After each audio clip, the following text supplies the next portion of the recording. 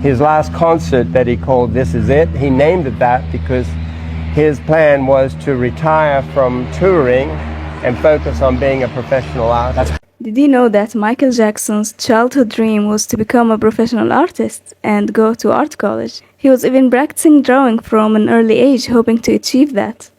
In an interview with him when he was a child and still member of the Jackson 5, he said, "I work on my sketching as often as I can so that someday I will be able to study art in college." Michael's strong relationship with fine art is a side that usually does not receive much focus. In fact, Michael had great skill in drawing and an obsession with fine arts. And this side of his personality was one of the most important factors that shaped his artistic identity in the world of music. So how exactly and what can we learn from that? This is what we will highlight in this video, and we will also analyze his paintings in terms of skill and subject and know what they tell us about his personality. Michael, what is your hobby? Well, I have my favorite hobby is drawing, and I do a lot of different drawings. Matter of fact, I have some here. Well, isn't that just a little Anyway, I want to talk about it first. once in a lifetime thing? Just happen to have 17 drawings and an entire exhibition behind the couch. Yeah. Oh, that's beautiful.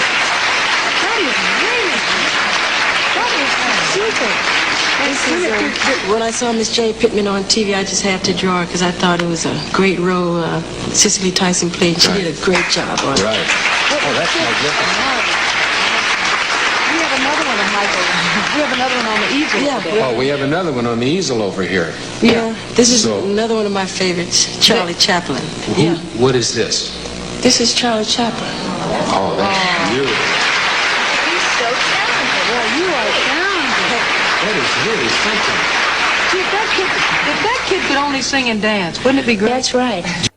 In fact, Michael impressed those around him with his drawing skills since his childhood. There is a funny story told by his classmate who said, So I had an art class with him, and I would watch him draw these drawings, and then he'd ball it up and throw it away. I asked him one day, "I love that Charlie Chaplin drawing. Can I have that?" And he said, "Sure, go ahead and take it home and enjoy it." But he didn't sign it. And so I got home, and my dad said, "That should probably be signed." And he sent me back to school, and I had him sign it, and he just picked up a crayon and signed Michael Jackson. Now, that was pretty obvious. It says Chaplin. Now, what can you tell me about the one closer to you? This one, I really enjoyed the picture of this woman, and I asked him who it was, and I couldn't remember who it was, and I had an opportunity to present these pictures to Jermaine Jackson, and he told me that this looked like one of the tutors that they would go around on tour with, because they weren't in school. They would have a tutor, and that looked like her. so perhaps this is her. Michael's drawings of Charlie Chaplin are perfect examples of his early talent. He used exaggeration to really capture Charlie Chaplin's essence, the iconic mustache and the famous side glance. Even the lines in the suit are loose, perfectly matching the character's baggy style. Most people at this age actually draw flat outlines, but Michael was already thinking about light and shadows. And he wasn't just doodling on a small notebook, he was working on larger scale, which shows he was really taking his art seriously. There is also this painting. It's a still life of jar of paintbrushes and some tubes. This is a huge step in maturity. Look at the horizon line behind the jar. He actually moved on from flat drawings and clearly experimenting with three-dimensional space. We can really see his artistic skills here. He's also playing with high contrast. That dark background makes the jar pop.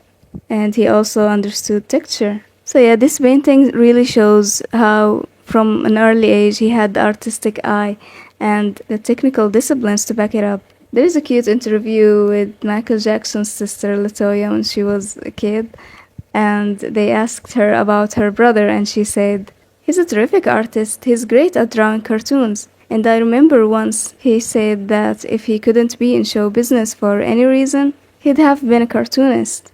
His mother, Catherine, also said, Michael loved art a lot. He loved paintings. He loved watercolors. He loved even the crayons, and he would always draw. And when he was even in school, he would draw pictures, and they took one of his drawings and put it on the front of the yearbook. He taught himself, just a talent that he had. And I can't say too much more about him, only his father was an artist too. He loved to paint and draw. So I thought maybe he might have picked it up from him, but he had a natural talent for it. Michael did. When he was just a child, when we moved to Havenhurst, before we remodeled, it had a little house in the back, and he took that little house and he made it out to an art studio for himself. Perhaps he had the talent from his father, according to his mother. You can see here a painting his father made of himself with his children, the Jackson 5, and he copied it from a photo. But despite his father having drawing skills, it seemed that his cruelty and emotional distance from his children prevented a bond from forming with Michael over drawing, and he didn't encourage him in it. In fact, Michael credits his love for art and his artistic skills to Diana Ross. In his book Moonwalk, he talks about the time he and his brothers lived with Diana Ross when he was a child for a period upon the Jackson 5 sign-in with Motown. He said, "This was an important period in my life because Diana loved art and encouraged me to appreciate it too.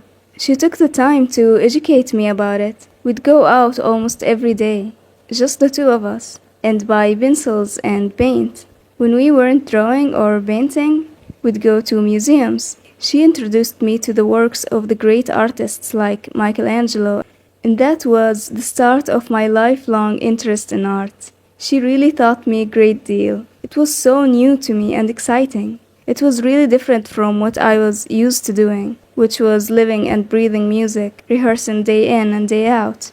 You wouldn't think a big star like Diana would take the time to teach a kid to paint, to give him an education in art, but she did, and I loved her for it." Michael's love for visiting museums stayed with him his entire life. He would visit artworks and become moved to tears by them.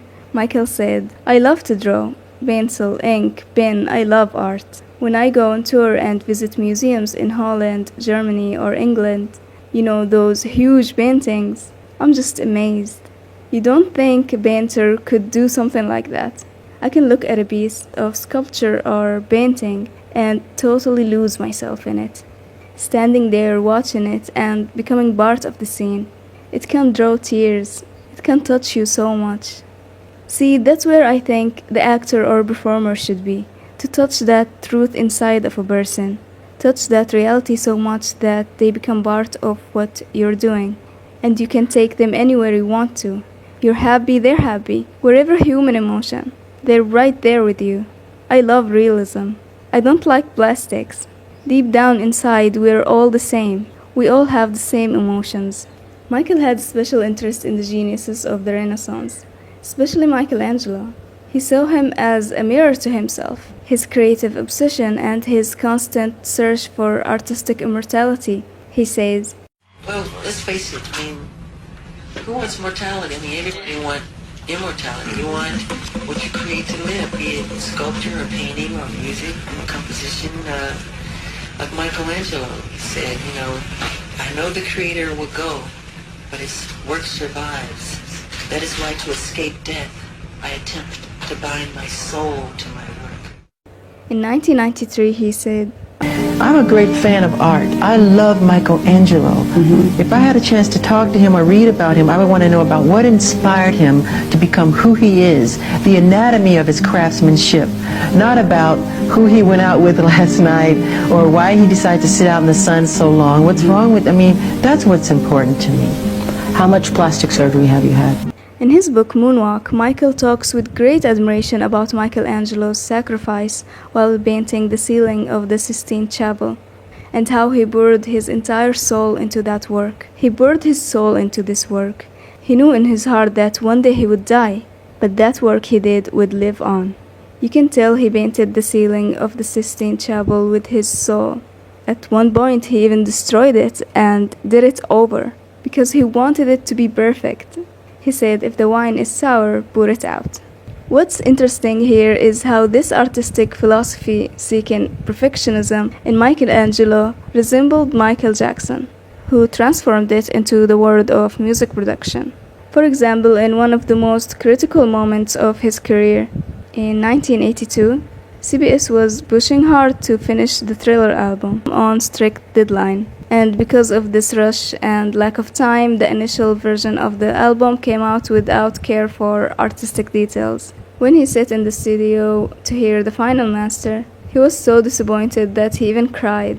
It wasn't the perfection he envisioned, and at this moment he was possessed with the same creative spirit as Michelangelo. He and his team stood up to the executives and refused to release the album. So just as Michelangelo destroyed his own work to get it right, Michael returned to the studio with Quincy Jones and Bruce Sweden. They started remixing every track, and the result? Well, Michelangelo created the most iconic work in art history, and Michael Jackson created the best-selling album of all time. This spiritual bond extends even to the philosophy of creativity itself. In 2002, when Michael was asked in his interview with Vibe magazine about how he would write songs, he recalled a scene from Michelangelo. He said this, "I believe it's already up there before you are born, and then it drops right into your lap. It's the most spiritual thing in the world. When it comes with all the accompaniments, the strings, the bass, the drums, the lyrics, and you're just the medium through which it comes, the channel."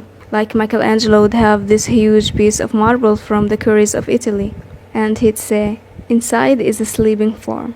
He takes a hammer and chisel, and he's just freeing it. It's already in there. It's already there. For Michael, a song arrives fully formed out of nowhere, and he is just the tool that carries it. He pours his entire soul into his work to make it live forever, just like the artist who first inspired him. Gosh, it's hard to explain. It's something that I guess you're just born with. You feel the music. It's like a painter, I guess. You approach the canvas with the paint and the brush, and you're inspired by things around you, I guess, and what's inside of you. And you do it. And I like creating magic. The ideas from the songs I get, I've always said that I don't write my own songs because I feel I'm just a source, I'm just a tunnel, a tube through which they come. I feel somewhere in space they've all been written before. I mean, Billie Jean and Beat It and all those songs have been up there somewhere and just came through to me. That's how I really feel. So even though I did it, I just can't always take credit. It's like any great artist, I guess. Leonardo da Vinci, I mean, he's doing it, but it's some other higher force that's making it happen. Humans have always been obsessed with capturing immortality through art. They all knew that while their bodies would eventually fade, bronze statue or canvas would live forever. And Michael Jackson, who was as much student of history as he was an artist, was deeply drawn to the same idea. A camera documents, but when you commission an artist, you are asking them to reinvent their reality through a specific version.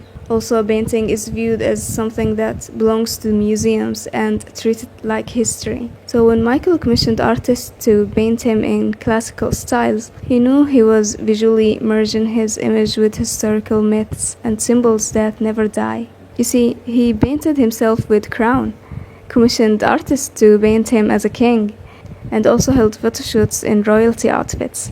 And as someone who struggled with his appearance and the life of fame, this was a way to restore his confidence. He wanted these paintings to empower him, and a way that he can control his image, away from people's judgment. People may not know that behind such images and works, an individual might be suffering.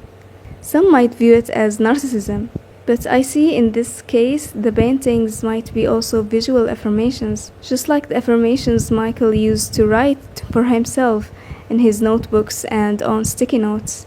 And as a very visual person like Michael, this method surely had a big impact on him.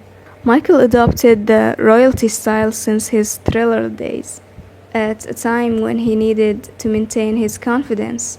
But more than that, he also wanted to reinforce his voice before the public, the audience, the critics, and everyone else. It was a new era for him. Michael literally applied the rule, act like a king and you'll be perceived as a king. This is what Robert Greene said in his book, The 48 Laws of Power, which Michael read and loved it. And these are images of the actual book with Michael's notes on it. Michael also wore Napoleonic clothing. And like Napoleon Bonaparte, who was also a person interested in arts, he had strong opinion regarding appearance and clothing, seeing them as powerful political and psychological tools to gain prestige and control people's minds. Napoleon Bonaparte once said, "Orders and decorations are necessary in order to dazzle the people." No one can deny the fact that Michael is one of the best examples of personal branding. His artistic intelligence in using this visual identity and style was an important part of his musical career, and it led him to earn his title, the King of Pop.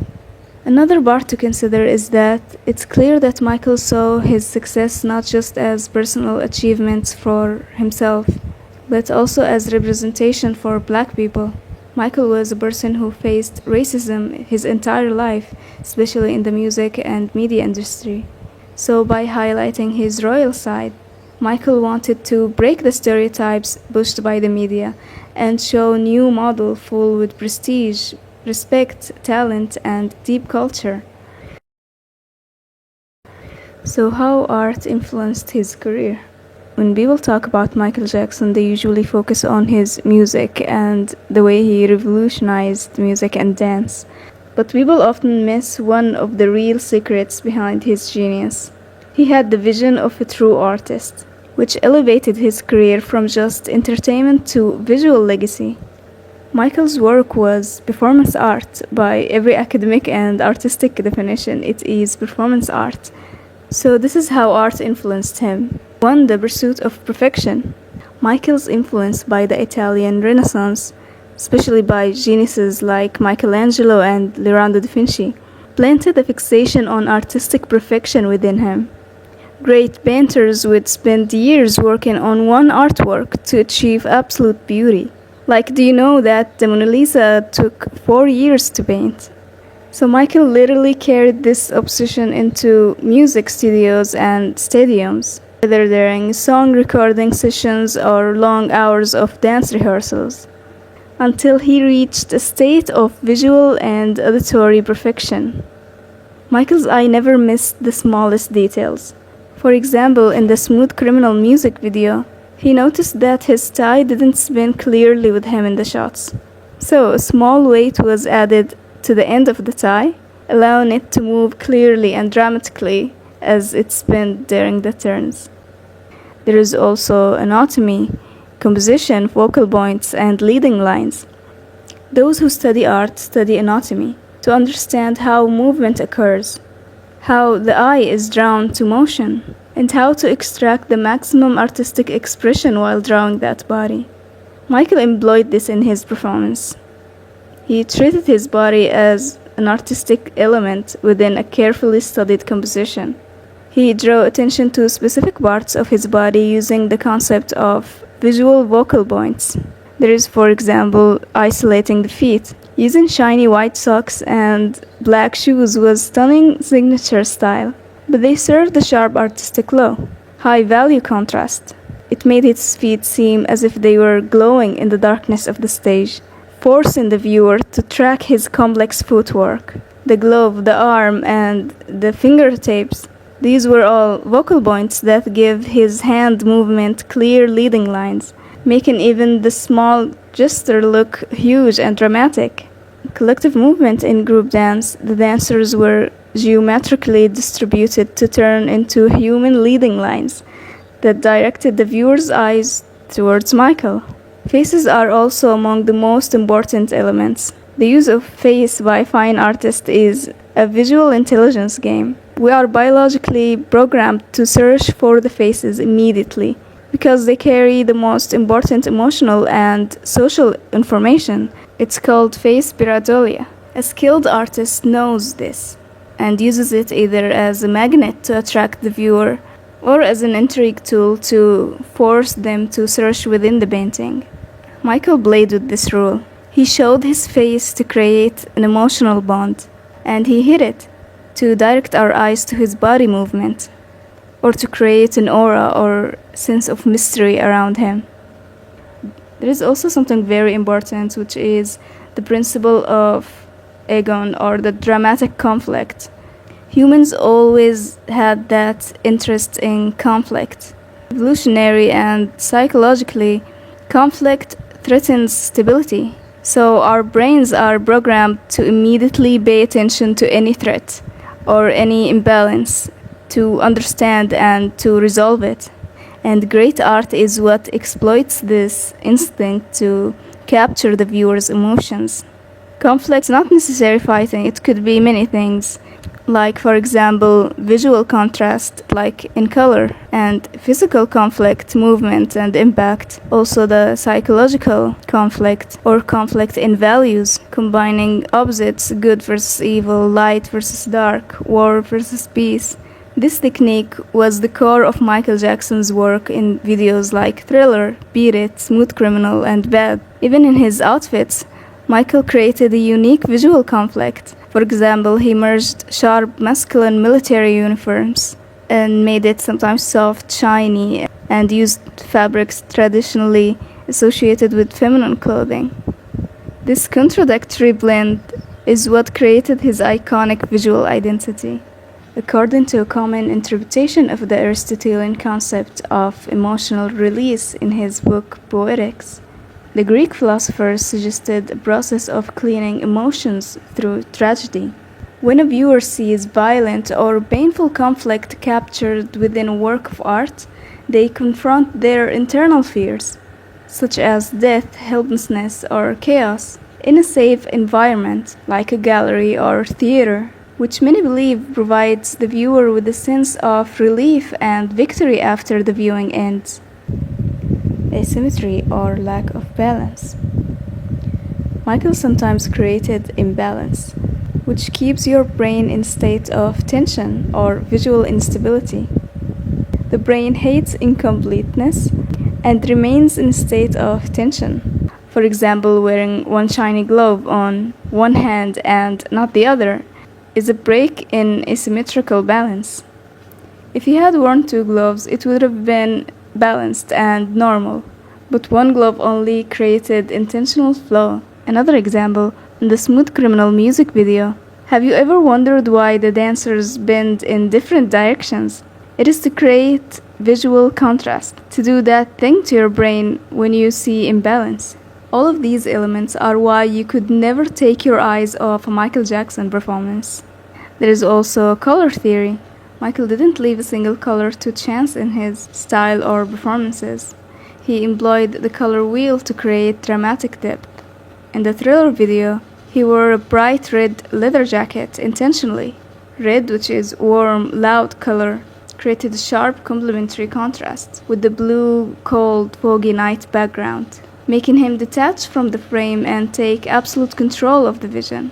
His stage lighting reminds me of tenebrism, which is a painting technique characterized by extreme contrast between light and dark. He's drawing the stage in absolute darkness, like negative space, and then exploding in single spotlight on him. Michael Jackson was a visionary. While music videos before him were merely secondary promotional tools, where the artist stood in front of the camera to sing the song, Michael realized that the image was the key to artistic immortality. He participated in creating concepts for his videos, fighting battles with production companies to increase budgets, believing that a music video must be a cinematic work.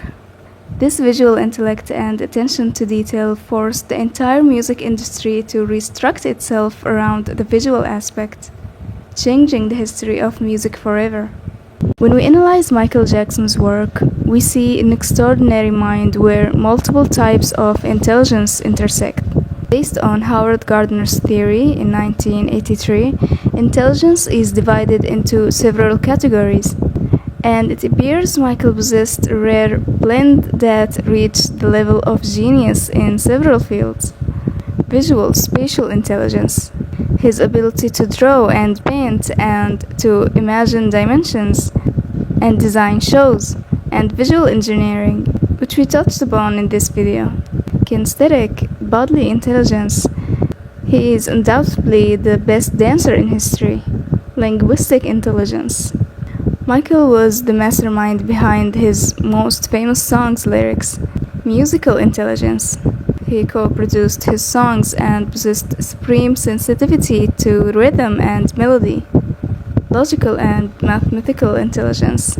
This is clear in how he planned his work, even officially registering his own invention for the famous anti-gravity lean. It shows he wasn't just an artist but a genius who built his own tools. Naturalist intelligence. His passion for animals and his ability to connect with nature and understand its details were part of his personality. Social and emotional intelligence. Although his exceptional life circumstances and perhaps also his own personality made his public relations complex, but those close to him testify to his deep understanding of others' feelings and his great empathy. I can also see his social intelligence in the way he marketed himself and also how he controlled the audience. Intrapersonal intelligence. Here lies the secret code.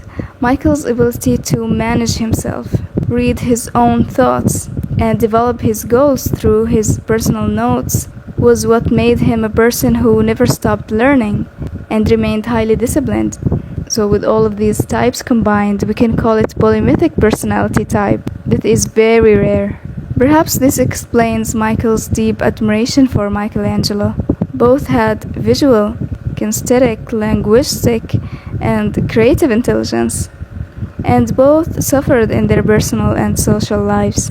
Michael's drawings can offer us a window into aspects of his personality. He clearly had good drawing skills, along with advanced understanding of architectural perspective and anatomy. He also had an appreciation for famous real-life figures, as he drew them multiple times. Actually, it caught my attention that he would draw them with details, but when it came to drawing himself as self-portrait, he wouldn't add many details. Why do you think that is? If you look closely at his drawings, you can see his need for freedom and security. His sketches of huge thrones and big royal doors reflect his desire for control and safety, as if he were building a private kingdom where he felt strong and protected. Then you see him run away to his innocence by drawing Disney characters as a safe home from noise and fame and the pressures of life. Now let's pause at this specific drawing. Here Michael drew himself as a terrified child in a corner, holding a microphone that represents his profession and the source of his early fame.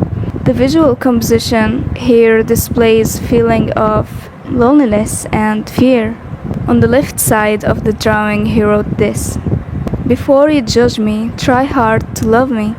Look within your heart, then ask, have you seen my childhood?" These are the lyrics to his song Childhood, which he released in 1995 on the History album.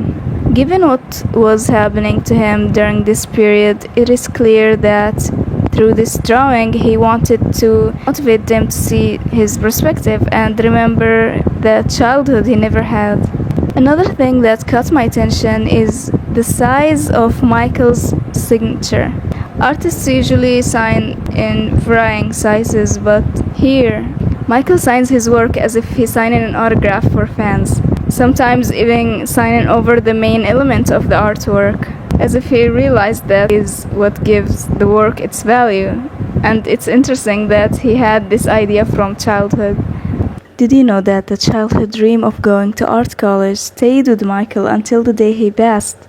Throughout his life, even with his busy schedule, Michael always tried to learn more about art and get better at it. He took private lessons from artists.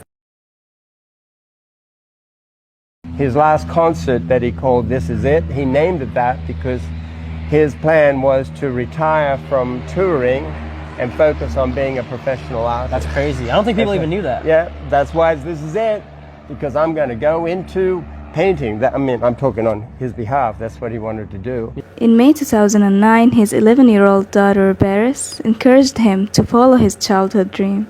and he wanted to do it to inspire his children and be a good role model for them. Michael started making plans to enroll in a program at the Sotheby's Institute of Art in New York, but unfortunately he passed away just 1 month later. Michael didn't get the chance to study art in college, but he helped others do it. He was a longtime supporter of the United Negro College Fund, where he provided scholarships that helped many students afford to study art in college. For your humanitarian acts, for caring what happens to people, caring enough to do your very best. I assure you that immortality will cradle you gently in its arms, and you will be forever known.